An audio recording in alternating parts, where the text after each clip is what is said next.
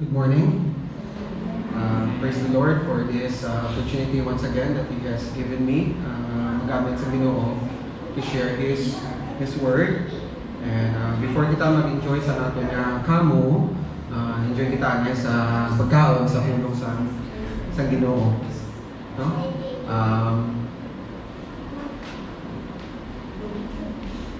If you have your Bibles with you, may request to have it open on Ephesians chapter 5, verse 18 to 21. Okay? Ephesians 5, 18 to 21. And let us read it all together. Ready? Start. And do not get drunk with wine, for that is debauchery, but be filled with the Spirit, addressing one another in psalms and hymns and spiritual songs, singing and making melody to the Lord with your heart, giving thanks always and for everything to God the Father, in the name of our Lord Jesus Christ, submitting to one another out of reverence for Christ. Let us commit God's Word in prayer. Father, as we listen to your Word, may you will fill us, Lord, with your Holy Spirit, that we would be able, Lord, to understand and do what you want us to do as your children, dear Father. And so I commit this message to you, that I will be speaking this truth, not on my own agenda, but speaking this according to what you want us, your children, to learn and to grow and to apply this in every area of our lives, each and every day. So we pray this worship service to you. We pray this message to you, dear Father. May you will be glorified in our midst, and may we will grow as your children, dear Father, according to your will. This we pray with thanksgiving in Christ's name. Amen. I'm already on the chapter 5, verse 18 to 21. And looking back, this is my first time na makahimo sa series sharing God's Word. And last night, as I was reviewing the message, I first, chapter 1, okay, the pagsugod ko, it was dated October 2022. So, okay, sa una, nag-speak lang ko kung my 5th Sunday. And it's a blessing, no? Natapos ni Pastor ang Revelation, natapos ang Job. I'm still here sa book of Ephesians, but it's still a joy na magamit sa Ginoo sa pag-share sa inyong hulong. And as we approach its conclusion, the Apostle Paul here, his ethical instructions to the early church comes into a great or increased emphasis. Sa verses 18 to 21, sa chapter 5 na atong ginbasa, Paul highlights the importance of living a life that mirrors our identity in Christ. No? And as we have learned in the second half of this letter, that is in chapters 4, 5, and 6, Paul is beseeching, Paul is urging us to live a way that reflects our union with Christ. And this passage in particular provides profound insight into what it really means to be filled with the Spirit. So if there is one thing ma-highlight ninyo sa inyong mga Bible, amuni ang ginahambal ni Paul sa may verse 18, but be filled with the Spirit. Pero may kita nag-pray, Lord, please help me to be filled with your Spirit. Help me to be conscious of your presence. But what does it look like in everyday, even in the mundane things na ginahimo naton sa atong everyday nga mga activities? What does it look like to be filled with the Holy Spirit? As Paul shifts from theological truths to practical living, he emphasized nga ang aton nga pamatasan, ang aton nga panggawi, must flow directly from our identity in Christ. So Paul's instructions following his prayer, naging tunaan natin, in chapter 3, verse 21, allow me to read it one more time. It's a very nice prayer. Kambal ni Paul, "For this reason I bow my knees before the Father, from whom every family in heaven and on earth is named, that according to the riches of His glory, He may grant you to be strengthened with power through His Spirit in your inner being, so that Christ may dwell in your hearts through faith, that you, being rooted and grounded in love, may have the strength to comprehend with all the saints what is the breadth and length and height and depth, and to know the love of Christ that surpasses knowledge, that you may be filled with all the fullness of God." And that prayer in chapter 3, verses 14 to 21 is not merely a list of do's and don'ts na amunin mo nyo, amunin hindi nyo pa, himuon. But this prayer is grounded in the reality of who we really are in Christ Jesus. So he encourages believers to live out, ikakabuhin nyo gid, your true identity in Christ, and that identity is being empowered by the Holy Spirit. And this prayer, this message, is as relevant today as it was 2,000 years ago in the first century, calling us to examine how the Spirit's presence in our lives transforms us and our relationships with each other. Kanami sa prayer niya, no? In chapters 1 to 3 of this epistle, it sums up, ang inang prayer sums up chapters 1 to 3 and sets up chapters 4, 5, and 6. Chapters 1 to 3 is more on theological truths. Ano ang ginatag sang Ginoo sa aton? Ano ang pagpakamaayo maging bugana niya sa aton? And for that reason, Paul says in chapters 4, 5, and up to chapter 6, so because of that, this is how you should live your life. Kanami sa niyang prayer sa may chapter 3, verse 16. Namiangkin nga part sa may verse 17, hambal niya, so that Christ may dwell in your hearts through faith, that you being rooted and grounded in love, that He, God, would grant you, according to the riches of His glory, to be strengthened with power through His Spirit in the inner man. Paul has told them that they have every spiritual blessings in Jesus Christ. Ang spiritual blessings dira sa may chapter 1, verses 3 to 14. The thought in prayer in verse 17 literally permeates the rest of this book. Ang prayer ni Paul is that God lives in us. Ang Ginoo arang nagakabuhi sa aton. We have all of God we are ever going to get. So it is telling that we are to be strengthened by our willingness to accommodate Jesus in all areas of our life. Kaya ika-accommodate nato ng Ginoo since ara siya sa aton niya natin ipusuon, since ara siya sa aton nagakabuhi, i-accommodate siya naton in all areas of our life. And how do we do that? It is by our willingness to obey Him. It is by my willingness to surrender, my willingness to obey, that I am strengthened in the inner man by the Spirit of God. Now, God wants to control us from within. He wants all of us. I think this is the key. The key is not getting any more of God. The key is God getting more and more of us. God controlling more and more of us. And natunan natin in chapter 4 of this epistle, it tells us, you need to put on the new man.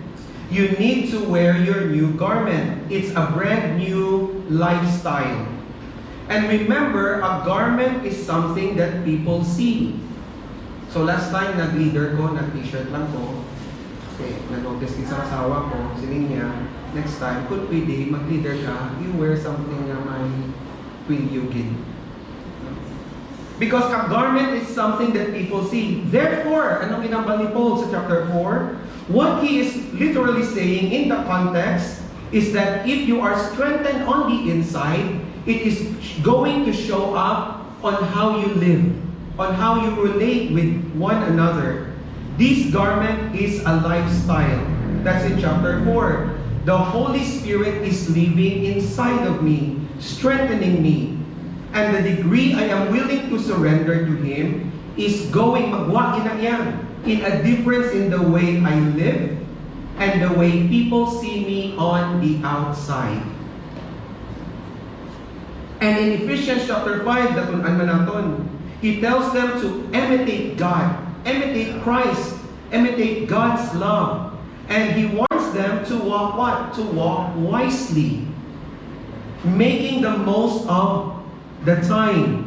Amo na kintunan naton last kong message.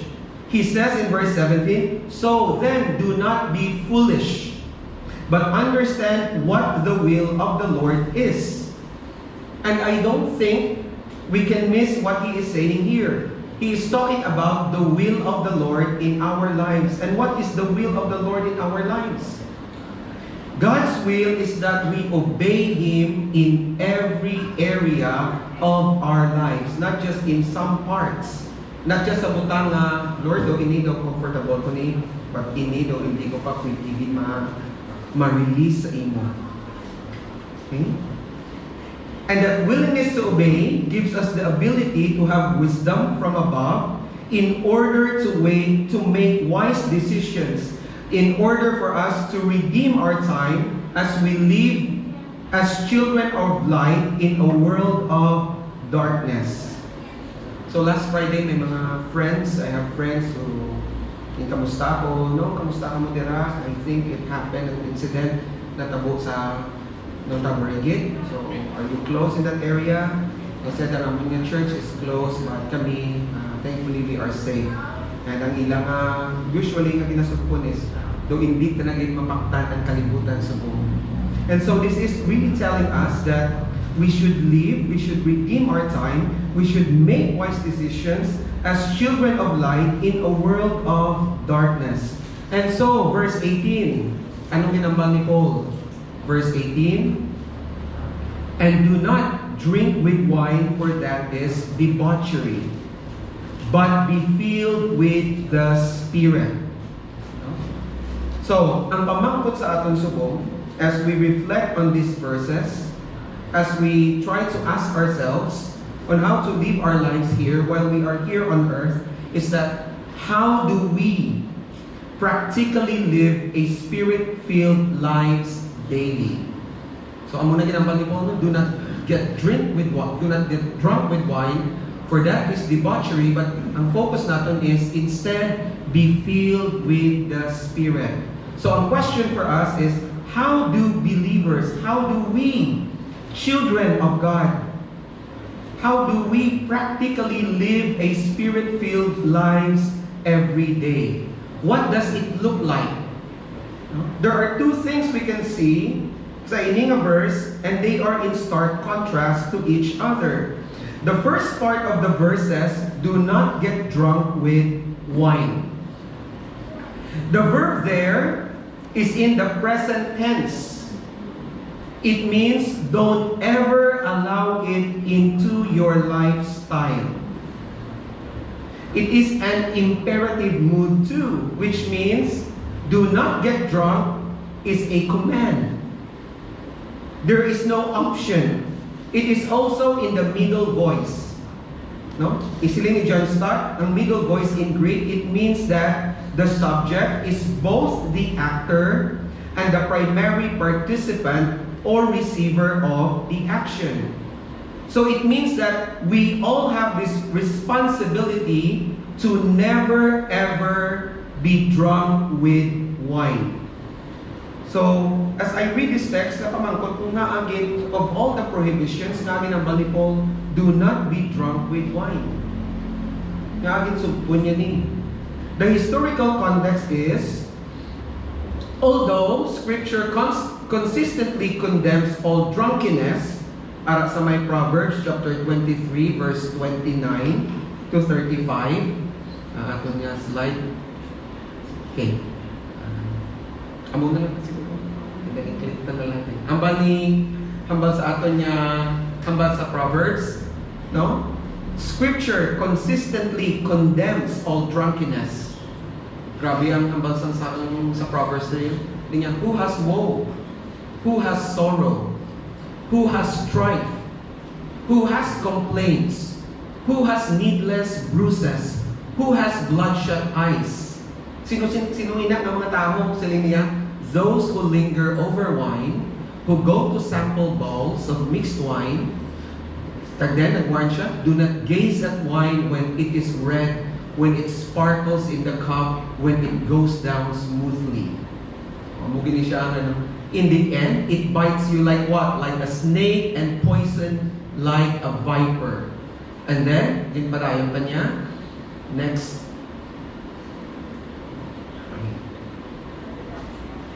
So, amo na ba sa ang warning sa may Proverbs.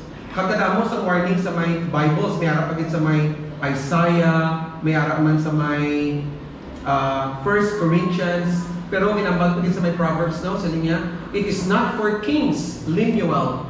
It is not for kings to drink wine, not for rulers to crave beer, lest they drink and what? And forget what has been decreed, and deprive all the oppressed of their rights.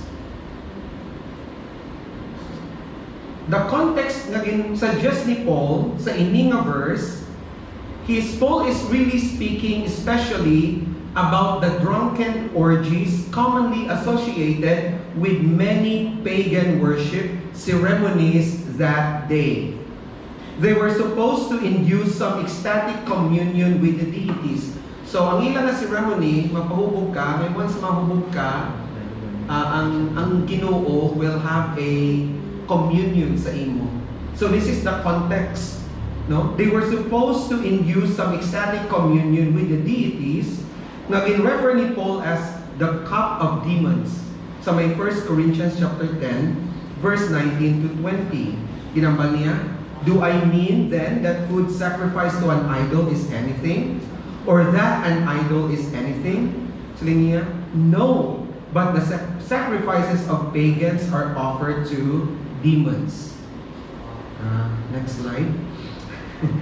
The city of Ephesus was a major hub for pagan worship, including rituals dedicated to Dionysus or Bacchus, the god of wine and theater. So this is how they do their festivities.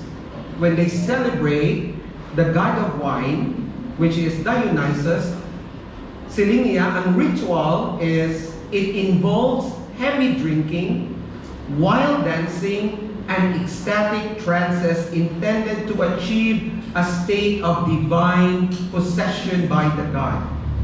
Grabe, no? So, initial nakuha ko lang. So, isa sa mga artists, they try to picture out on how they do this kind of festivals. These gatherings involve frequently devoted into actual drunken orgies. So, mga tanong kita sa picture, no, kagrabe. Pero, I think, for us Filipinos, nakita din natin whether sa fiesta, sa barangay, bisan gani bunyag sa bata, na din-dedicate sa Ginoo. It is not complete kung wala sang idimnon. Sa Pilipinas, hindi matapos ang activity or hindi kompleto ang activity kung wala sa may masuka or kung wala sa may makamang. I don't know, no? Personally na nakita ko na, na-experience ko na, mga, so this is the background, I think, why Paul wrote this message, no, or giving this warning. So whether drunkenness was a particular problem in the church at Ephesus, wala nakabalo, wala ginambal sa verse, pero sa akong pagbasa, probably may mga members sila nga before before nila nakilala ang Ginoo, they were joining this kind of festivities. They were part of it. Or probably, mayroon ng mga members of church that is struggling with alcoholism. The Bible or the verse in Ephesians doesn't say it, so we cannot tell from this. But we can see that Paul does feel led to warn against being controlled by alcohol. And the word debauchery here doesn't merely refer to alcoholism, but rather the word debauchery here is a term, it's a broad term which is associated with a wasted, unproductive life. Paul's concern was that those who get drunk are not making the most of every opportunity. Those who get drunk are not making unwise decisions. Worse, drunkenness makes one's decision making that much poorer. And so in a common debate over the role of alcohol in a Christian's life, this verse is really instructive. Paul does not insist that his readers abstain from all alcohol. Wala siya nagambal na if that had been his intent, he could have been easily said so. Do not drink wine. Okay? But in these circumstances, he simply commands them not to become intoxicated. However, his intent is not merely a reference to alcohol. Iti may aragin ng mga pilosopo, siguro mahambal sila natin. Wine mo lang natin ginambal, wala man ginambal ang whiskey. Wala man natin ginambal ang beer. No? However, Paul's intent is not merely a reference to alcohol. Anything which has the power to control, harm, or hurt a Christian needs to be handled with extreme care. So, do not get drunk on wine is a clear prohibition, not a suggestion. Throughout Scripture, the Lord repeatedly warns that intoxication clouds judgment and opens the door to sin. Proverbs chapter 20 verse 1, hambal sang Proverbs, he calls wine a mocker. He calls wine, or he calls a strong drink a brawler. And Romans chapter 13 verse 13 urges us ng mga Kristohanon to behave decently, not in carousing and drunkenness. God is not condemning the beverage itself. Familiar story, Jesus turned water into wine sa wedding at Cana. The issue here is losing control. Okay? And so, why the command matters? Why the command, do not get drunk with wine, matters? Una, because drunkenness places another substance in control rather than the Lord. Kung intoxicated kaya, bisa ano kaya nga, ambal niya nga, hindi ko hubog ka. Hubog ka ganyan. And it is not the Lord that is controlling you. Ambal ni Paul sa may 1 Corinthians chapter 6 verse 12, all things are lawful for me, but not all things are helpful. All things are lawful for me, but I will not be dominated by anything. Ikadua, why the command matters? It damages the witness of believers. Sala na kagabi, tatlo na oras, pero kung once na wasaag na yan. Ambal ni Paul sa may 1 Thessalonians chapter 5, so then let us not sleep as Christians, as others do, but let us keep awake and be sober. For those who sleep, sleep at night, and those who get drunk are drunk at night. But since we belong to the day, we belong to the light, let us be sober. Ikatatlo, why the command matters? It breaks fellowship with God. Ambal sa Galatians chapter 5 verse 21, envy, drunkenness, orgies, and things like this. I warn you, as I warned you before, that those who do such things will not inherit the kingdom of God. So the command matters because drunkenness places another substance in control rather than the Lord. It damages the witness, our witness, and it breaks our fellowship with God. And being drunk leads to what? Debauchery. In some translation, reckless indiscretion. The Greek term pictures wastefulness, kausik, just like what the prodigal son did. He squandered his wealth in wild living. That's the main explanation of debauchery, a wasted life. When the mind is impaired, moral restraints loosen. Proverbs 23 verse 29 to 33 describes how alcohol breeds sorrow, strife, and distorted perception. Hosea chapter 4 verse 11 says, harlotry, wine, and new wine take away understanding. So I think kita familiar kita, especially ng mga Filipino, kasi doon na aring siya sa aton nga culture. Cousin naton, tiyo naton, probably some of our family members. And personally na-experience ko man when I was in university, pila-pila ko sa grupo. Muna yung padayaw, ang church ko lang sa ako niya, padayaw na grabe ang munya nga, pila ka butilya, ang natuba ka gabi. Hindi ka magkamang, hindi ka cool. So kung magsululok ka, something cool, gidya mo, pakitang gilas. So makita natin ang progression yung intoxication, loss of self-control, foolish, often immoral decisions, and then lastly, regret and destruction. Ginambal sa my 1 Peter chapter 4 verse 3 to 4, for you have spent enough time in the past doing what pagans choose to do, living in debauchery, lust, drunkenness, orgies, carousing, and detestable idolatry. And so this command protects us na mga Kristohanon from that downward slide. So, wala akong masulat, no? I think ang lesson dali sa atin is, keep alcohol, if used at all, within the boundaries of self-control. Ako personally, personally, I drink beer, sometimes wine, occasionally. My wife knows it, my son knows it, they've seen me. But it's not every day, it's not every week, it's not every month. And it's in bounds of my control, and I pray for it. I'm not guilty of it because, but still, I'm reminding myself to be very, very careful. So keep alcohol. May mga wedding is a party that they serve wine. And I've got friends na they know when to stop. Mga Kristohano niya, okay na ko. I need to drive home, huli pa ko. And I think you can see the growth sa mga tao. But of course, still, the command is that do not get drunk.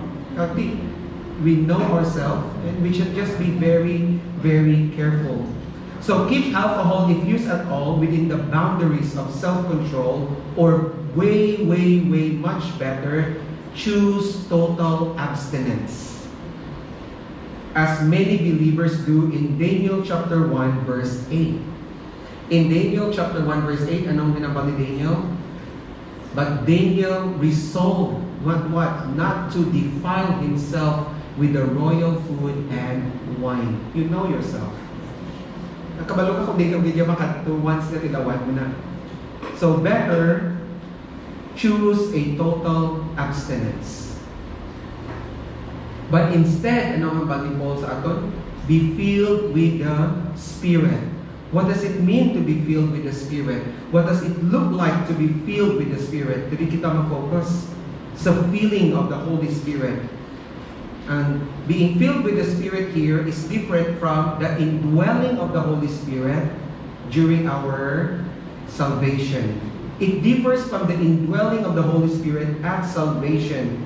Just like sa ginahambal sa may 1 Corinthians chapter 12 verse 13, for we were all baptized by one Spirit as to form one body, whether Jews or Gentiles, slave or free, and we were all given the one Spirit to drink.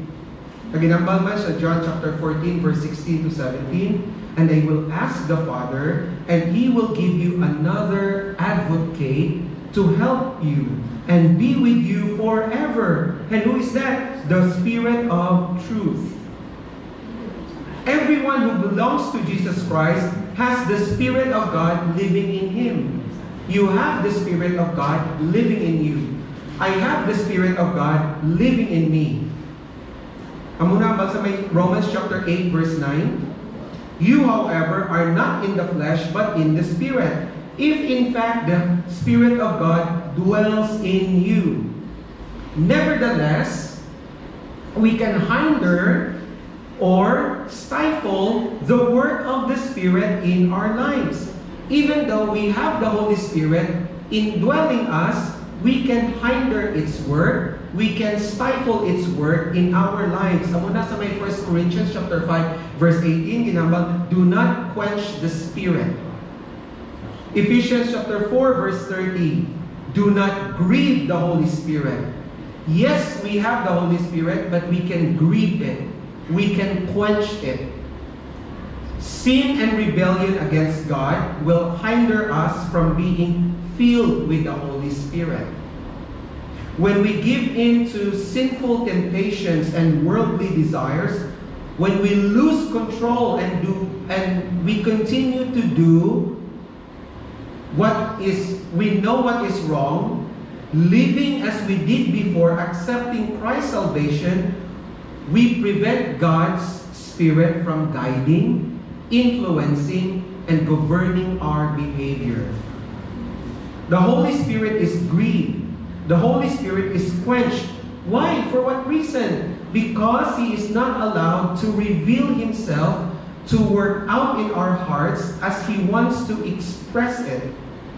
He expresses it in the fruits of love, joy, peace, forbearance, kindness, goodness, faithfulness, gentleness, and self-control. But when we sin, it stifles, ginagapos ang pagpanghikot, ang paghimunog sa balaang Espiritu sa aton nga kabuhi. And so, dapat i-confess ginato, hindi lang naman ikatapatawad, but we should turn around, turn away from it. We could just reason whatever we want, but if it is wrong, it will stifle, it will grapple you, it will grapple the work of the Spirit in your lives. When we are filled with the Holy Spirit, we walk by the Holy Spirit. We are led by the Holy Spirit, and we live by the Spirit. Galatians chapter 5. But I say, walk by the Spirit, and you will not what? Gratify the desires of the flesh. If we are filled with the Spirit, we are led by the Spirit. If you are led by the Spirit, you are not under the law. Verse 25 of Galatians chapter 5, we keep in step with the Spirit also. If we live by the Spirit, let us also keep in step with the Spirit. And according to Apostle Paul, being filled with the Holy Spirit makes the difference between what? Between life and death. Ginambal niya, when we belong to Jesus, the power of the life-giving Spirit frees us from the power of what? Of sin that leads to death. The mind governed by the flesh is death, but the mind governed by the Spirit is life and peace. And instead of living in bondage to sin and fear of death, we live as God's adopted children. Ang muna ginambal sa may Romans chapter 8 verse 14 to 15. For those who are led by the Spirit of God are the children of God. Spirit-filled believers trade in fear and timidity for power and love and self-control. And then they sing songs and hymns. Napagadunan karon naton in verse 21. We can be filled by the Holy Spirit daily. Adlaw-adlaw niya, moment by moment. It is our constant and awareness by yielding our will to God in submission and obedience to His Word. Why? We can just, make as many reasons as we can.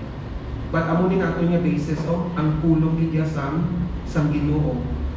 There is no formula to follow other than to allow Him to fill us and control every part of our lives, our thoughts, our emotions, our bodies and actions.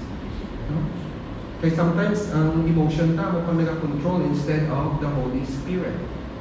Only as we submit to Him and are filled with the Holy Spirit can we experience a harmonious relationships with God and one another. Amo na nga itong lesson for this verse. Be what? Be continually filled with the Holy Spirit. Continually. Not from the reckless escape of drunkenness, according to the verse, or in anything that might control us, but the Holy Spirit. God calls us to what? To sobriety, so we can glorify Him with clear minds and live mutually encouraging, worship-filled lives.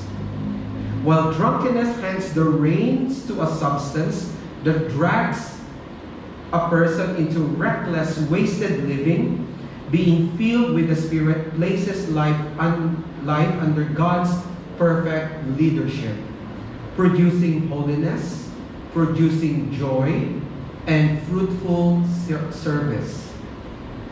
Pag-alagad niya may pagbumagit, hindi nga daw routine na lang okay, ang schedule, but it's a joy, it's a service with joy.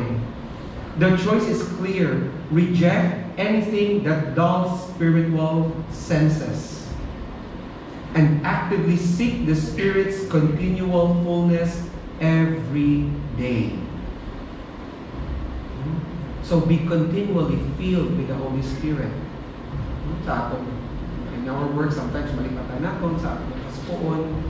So, during our break time, we can pause, ask ourselves, did I do the right thing, Lord? Just try to, have our mind, allowing our mind, okay, I did this wrong. I should have done this, and then just keep on, reminding ourselves to allow the Holy Spirit to work in our hearts. So, ang panipol, be continually filled with the Holy Spirit.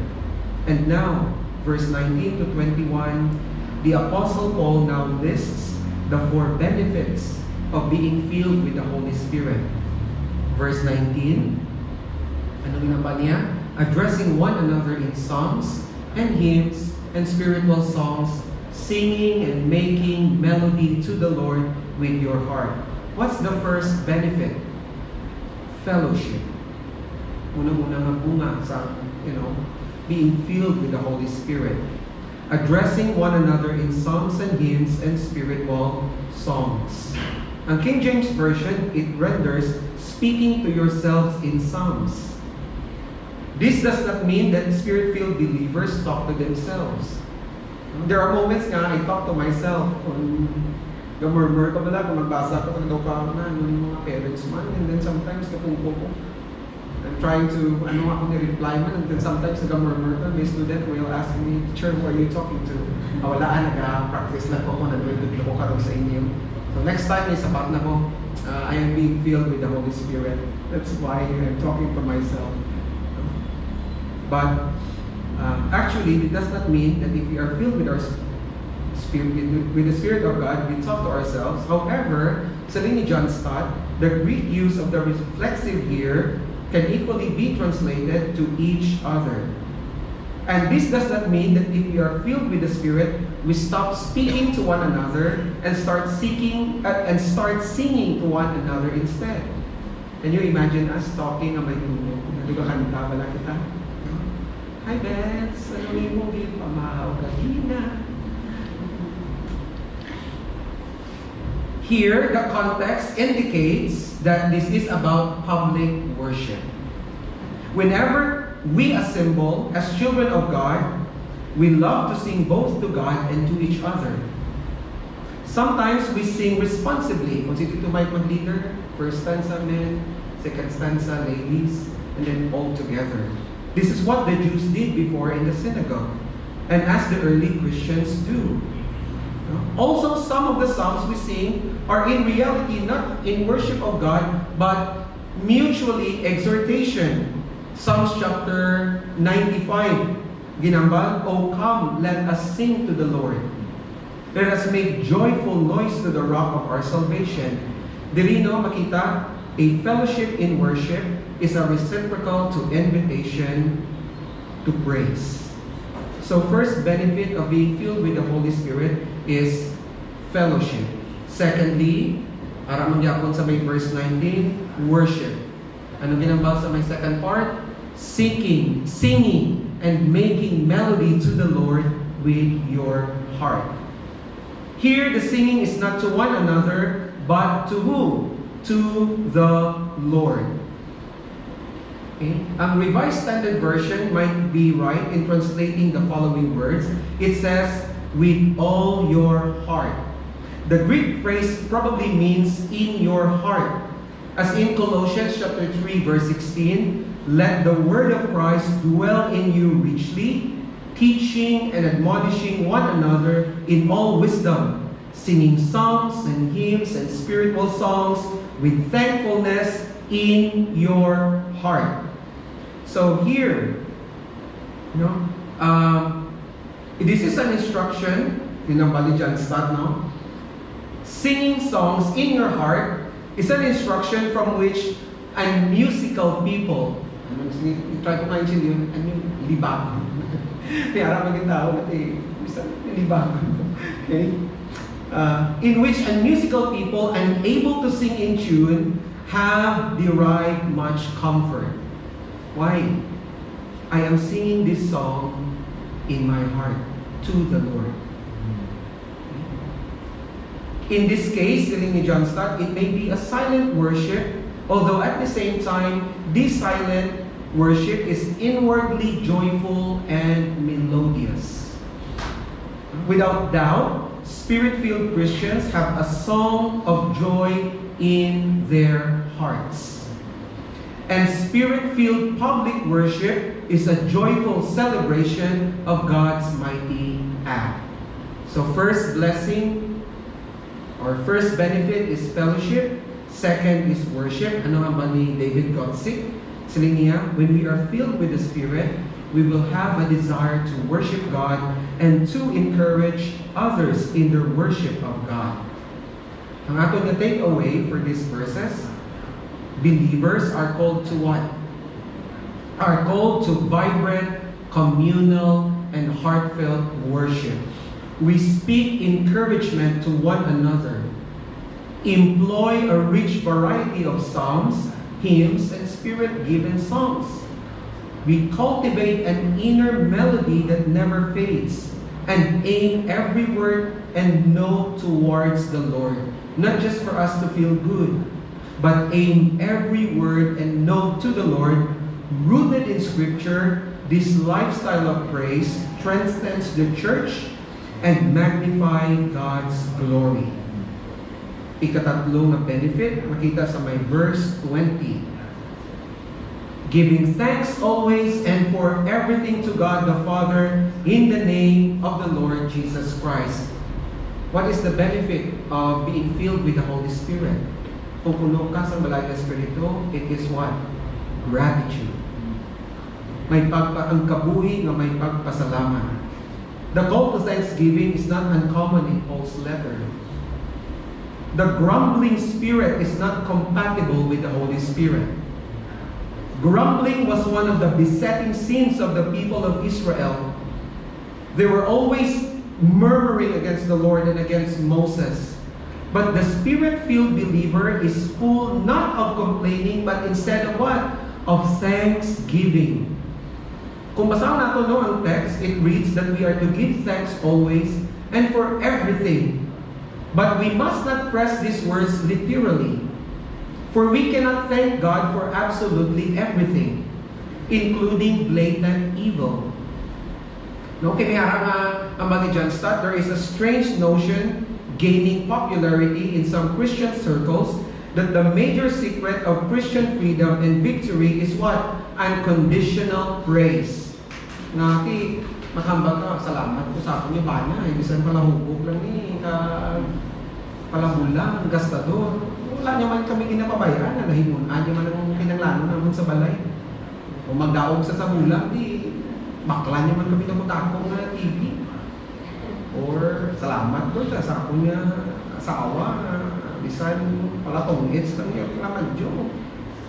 Daog sa madyo, namit din ako sudaan. This is not what the verse for everything, giving thanks always and for everything.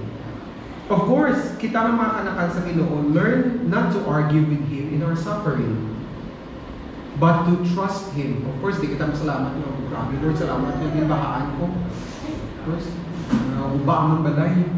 No? Silinia, such a suggestion is at the best a dangerous half-truth, and at worst, ludicrous, even blasphemous. No? Indeed, we need to thank God for His loving providence by which He can turn evil to His good purpose. But that is praising God for being God. It is not praising Him for evil. No? Kambal ni John's thought, to do this would be to react insensitively to people's pain. Okay na kung may cancer ka, salamat ka kung sa Ginoo. Hindi man na insakto. No? When Scripture tells us to weep with those who weep, and to condone and even encourage evil, when Scripture tells us to hate and to resist the devil, God abominates evil, and we cannot praise or thank Him for what He abominates. So then, what is the meaning of for everything here? Giving thanks always and for everything. Ano niyang everything? The everything for which we are to give thanks to God must be qualified in its context. Namely, in the name of our Lord Jesus Christ, to God the Father.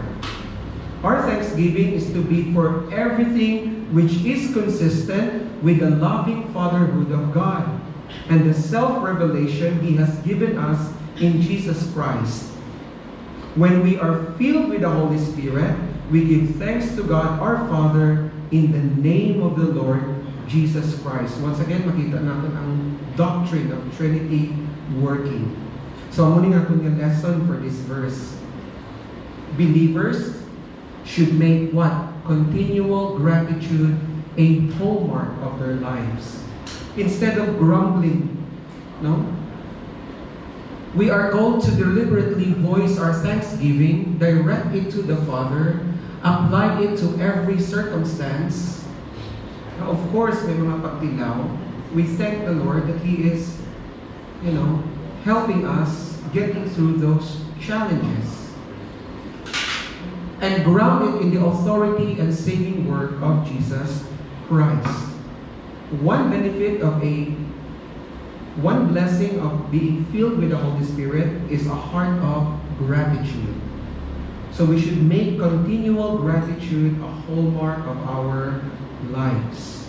Ang abalik ni Charles Spurgeon, niya, every hour, every moment has brought us favors upon its wings.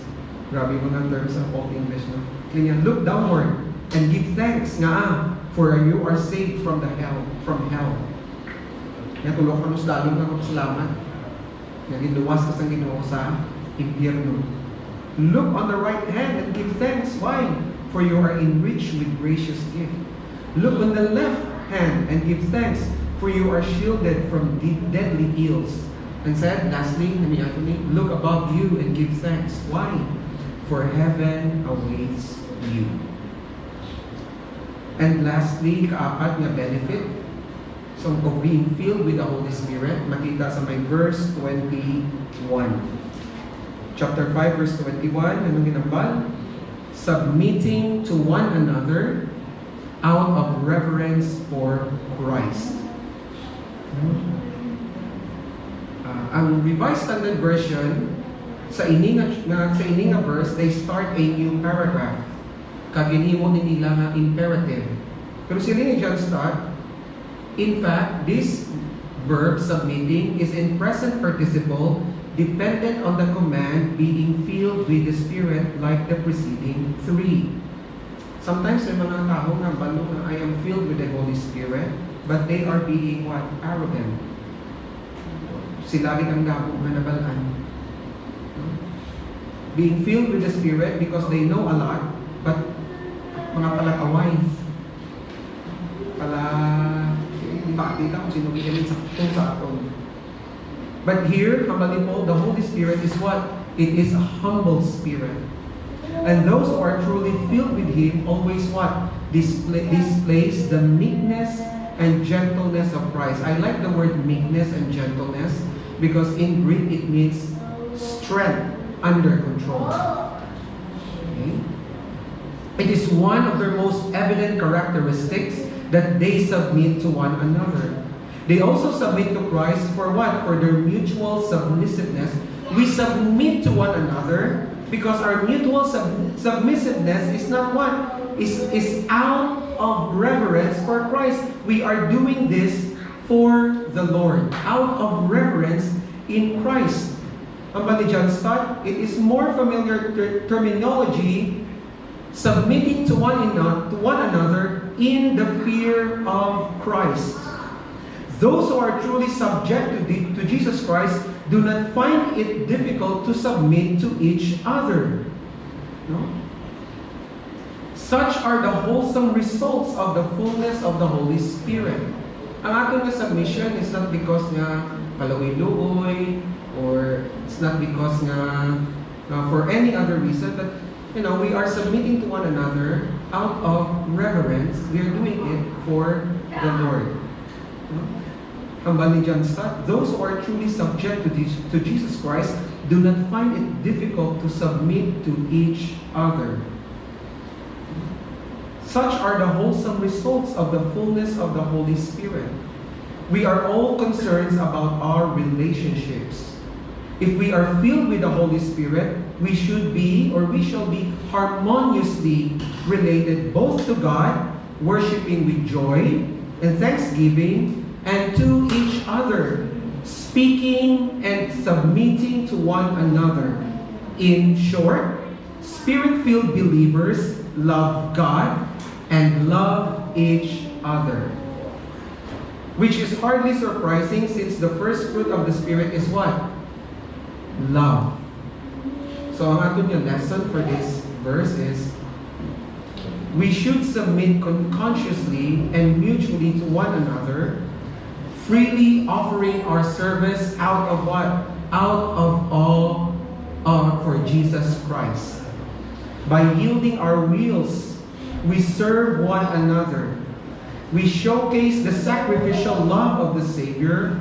We honor His authority, and we cultivate a unity that reflects the gospel to a watching world. Now, as we close this, we need now to return to the imperative on which these four participles depend. No? Ang ato nga worship, fellowship, thanksgiving, and submission is rooted in what? In the command, being filled with the Spirit. No? It is the command, be filled with the Spirit, and the command is suggestive. Una sa tanan, being filled is in the imperative mood. It is a command, an authoritative command. We have no liberty to avoid this responsibility than many others which surround it in Ephesians. To be filled with the Holy Spirit is obligatory, not optional. Hindi nga, Lord, sa buong Domingo, di mapapuno ko sa mga balaan ng Espiritu, pero buwas daw, lagi ni Guru. Daw, balik naman ko sa obra, kita ko naman si Amuni at si Amuni, daw, kita ko niya sa kabukaan niya na ako dugo. Lord, sa Martes lang daw, hindi kami magkita na sa Martes, I will be filled with the Holy Spirit naman. No, it is not optional, it is obligatory. Ikadwa, being filled is in the plural form. It is addressed not to an individual, but to the whole church, to the whole Christian community. None of us is to get drunk. Wala sa aton sa may magpahubog or mag-intoxicate. All of us are to be filled with the Holy Spirit. The fullness of the Holy Spirit is not only for the pastors or for the elders or for the deacons, it's for everyone.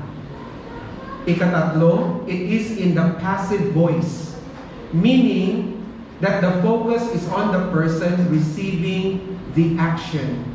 Wala sang technique to learn, kag wala sang formula na i-recite. To be filled with the Spirit is essential. To be filled with the Spirit is to be penitent, to turn away from what grieves the Holy Spirit, and such a believing openness to Him that neither can hinder His work in our hearts.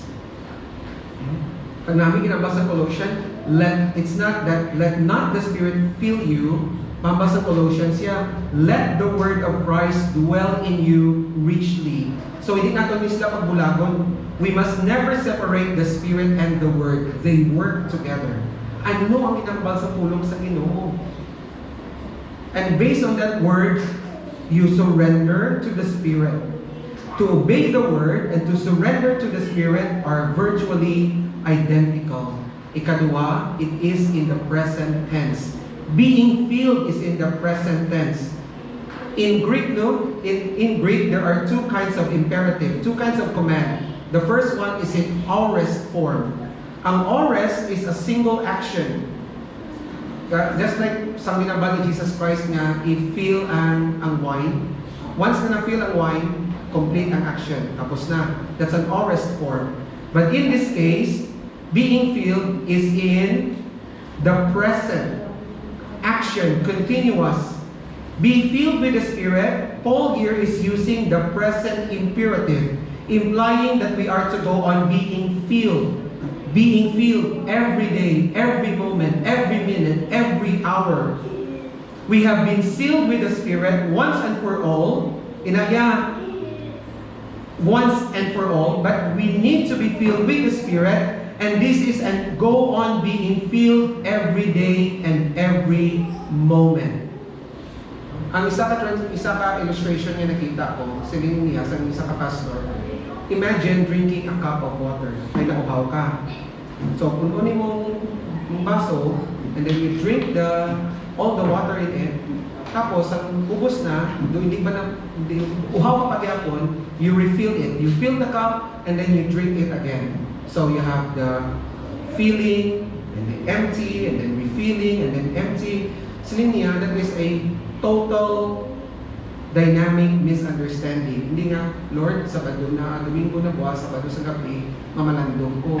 Para buwas, mapuno ko sa balaan niya Espiritu. No?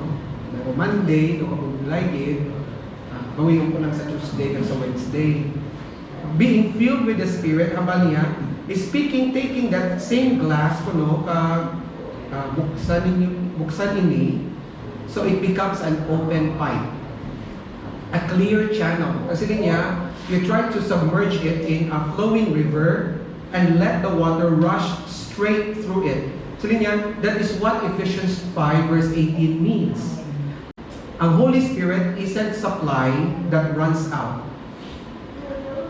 Holy Spirit is a living stream that is already present. Ara na sa aton. We don't lose the Holy Spirit. We don't dry Him out. However, sa aton niya pakasala, if we allow our flesh to work instead of the Holy Spirit, we can clog the pipe. We can block the current, or we can shut the flow off in our life. So staying filled simply means what? Keeping our life clear of obstructions so Christ's life can constantly flow through us and to others. On our own, we have nothing to offer. It's Christ working through us every moment of every day. So as we end this message, anong mamangkot sa atin? How do we believers practically live a Spirit-filled lives daily? Ang ating application is believers practically filled lives daily through what? A continual confession of sin and a total surrender. Yielding every area of our lives. Tanan nga area, hindi lang ang ini nga part. Lord, amo lang ni anay ako ni surrender. Ang ini nga part, do like ko pag ini siya buhian. We are filled with the Spirit, with a daily, continual confession and turning out of our sin and a total surrender, yielding every area of our lives, our thoughts, our desires, our emotions, in obedience to what? In obedience to what I feel, in obedience to God's Word. Amo ni ato nga basis ang pulong sa Ginoo. By keeping our lives clear of spiritual obstructions, allowing Christ's life to continuously flow through us in joyful worship, in daily gratitude, and in mutual submission to one another. So isang verse na nagpa-remind sa ako, no? Inualin man ni Pastor Jeff last time, is Romans chapter 12 verses 1 and 2. It shows that being continually filled with the Spirit requires what? A daily confession and a complete surrender. Giving God what? Our mind, our body, our time, our talents, our desires, our possessions. And ano ginagawa sa may Romans chapter 12 verse 1 and 2? Therefore, I urge you, brothers and sisters, in view of God's mercy, to offer your bodies as a living sacrifice, holy and pleasing to God. This is your true and proper worship. Do not be conformed to the pattern of this world, but be transformed by the renewing of your mind. Then you will be able to test and approve what God's will, His good, pleasing, and perfect will. So, ang encouragement sa ato, no, na mga Kristohanon, I think, ang paligyan sa there are two kinds of Christians. Those who feel defeated, those who are struggling, those who are wayward, those who are faltering, those who become complacent. Sabi niya, to the faltering, to the wayward, Paul says, let the Holy Spirit fill you. Allow it to work in your hearts. Don't grieve it. Don't quench it. And He will give you love, joy, peace. May kalinong ka. And then kindness, and then goodness, and then faithfulness, gentleness, and self-control. This is how we should behave as Christians who are being filled with the Holy Spirit of God. And then to the complacent, sa mga Kristohanon na church, okay lang po Lord, o gusto ko man ay magalaga, o kapoy din. Paul says, keep letting the Spirit fill you. Be thankful for how far you have come. Be thankful kung anong pakamaayo sa imo sa Ginoo. But, sa mga complacent, ang baliya, don't think that you have reached the finish line. There is still so much more ahead. So this isn't a finish line for us. Was balik naman kita sa atong regular schedule. We will be facing probably challenges as most of us here are teachers sa atong balay. As we deal as husbands and wife, as parents, sa atong mga colleagues. This isn't a finish line we reach. Being filled with the Holy Spirit is a daily pursuit of being broken and yielding everything to Christ. So, ang ni Paul, what? So may verse 18, do not be drunk with wine, for that is debauchery, but be filled with the Holy Spirit. Let us pray. Father, it is easy to pray, to be filled. Lord, help me to be filled with the Holy Spirit. Lord, help me to be conscious of your presence.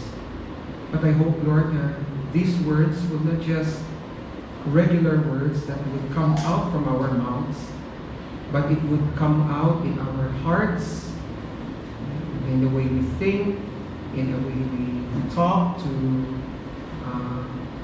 one another, talk to our colleagues, na makita iginuko sa amon nga kabuhi, even in the mundane things that we do in our lives, sa paghimo sa balay, sa pag-prepare sa among lessons, even in just simple conversations with friends, kabay pa na makita, Lord, sa among action that we are conscious of the working of the Holy Spirit.